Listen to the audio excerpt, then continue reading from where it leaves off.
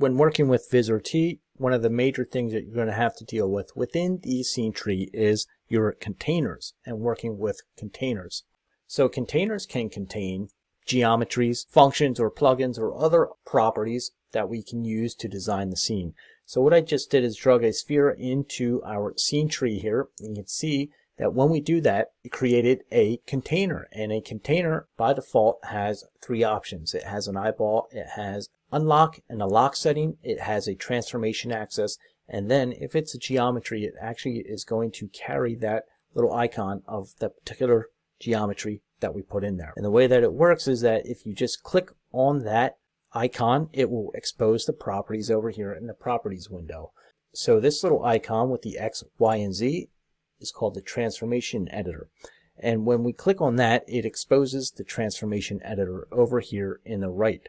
And this transformation editor basically gives us our X, Y, and Z position for this container. It also exposes the rotation parameters and gives us other options such as rotation order, the scale, our axis center, and screen transformations. We also have an eyeball here, so if we click on the eyeball, it hides that particular object within the scene tree or scene editor. It also gives us the option to lock this down. So if we lock this in the container here and we come over into the scene tree editor, we cannot move it. However, we can still move it by using the position and or transformation properties.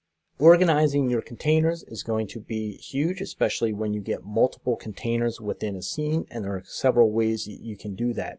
When we have our scene tree button exposed up here, it gives us some options down here, and we have to the right of it options to create groups and subgroups. So if we click on a group here, it automatically grouped that because we had our sphere container highlighted. However, if you want to add your own group, you can just click this G here and or drag it down into the scene tree wherever you want it. Now you'll notice we have this little bracket system, so if it's indented like that, it's going to go as a sub-container of whatever container you're next to.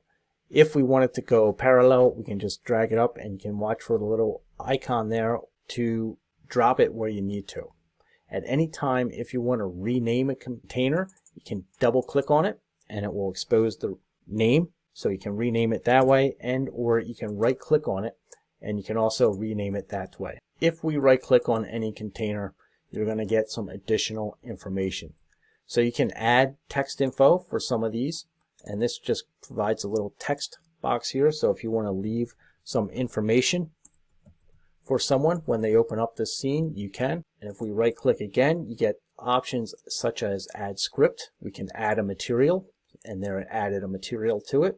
Right click again, you can add global illumination settings, add a light. You can delete the container, hide the container, lock the container, create a subcontainer of that container, and then we can merge containers as well. We can also merge to a materials advanced, and it gives us options to delete that material, copy the material, paste, and or change color. So this change color here, we can change the color of our particular containers in here. And there's two ways you can do that. You can click on it and change color, or you can highlight it up here, and there's a colorize up here as well. Now the colors that you have within your system can be set within the config setting.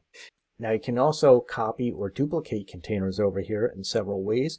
One way you can do that is hold down Control and click and drag the container. Again, we get these little bracket systems here to guide us where we want it. So I'm just going to put it right underneath. And if I hold down Control, click, and drag, and now I hit the right mouse button, you can see that I can duplicate this container multiple times, and again, guide it where I want it to go by this little bracket system. And anytime you want to highlight one container and drag it to the trash, you can. If you want to highlight multiple containers, you can highlight one, then hold down Control and select multiple containers that way. Or you can highlight one container and then hold down Shift and select another container, and it will select all of them in between, and we can drag them to the trash if we want as well. Now at any time within the container, if there's a certain property that you don't want, you can get rid of that as well. So for instance, if I don't want this material on there anymore, I can just take that material and drag it to the trash, And or if I don't want that sphere in there, I can just take that icon and drag that to the trash. And now I'm just left with a blank container that still has the eyeball, the lock and unlock button, and the transformation axis editor.